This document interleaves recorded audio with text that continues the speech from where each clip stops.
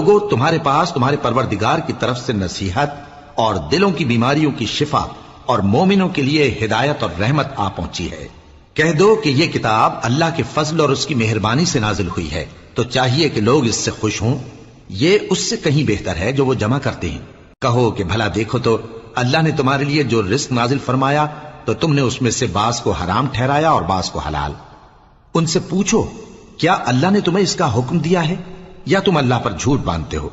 اور جو لوگ اللہ پر جھوٹ باندھتے ہیں وہ قیامت کے دن کی نسبت کیا خیال رکھتے ہیں؟ بے شک اللہ لوگوں پر مہربان ہے، لیکن اکثر لوگ شکر نہیں کرتے۔ اور تم جس حال میں ہوتے ہو، یا قرآن میں سے کچھ پڑھتے ہو یا تم لوگ کوئی اور کام کرتے ہو، جب اس میں مصروف ہوتے ہو تو ہم تمہارے پاس ہوتے ہیں، اور تمہارے پروردگار سے کوئی ذرہ بھر بھی چیز پوشیدہ نہیں رہتی، نہ زمین میں اور نہ آسمان میں، اور نہ کوئی چیز ہے اس سے چھوٹی اور نہ بڑی مگر کتاب روشن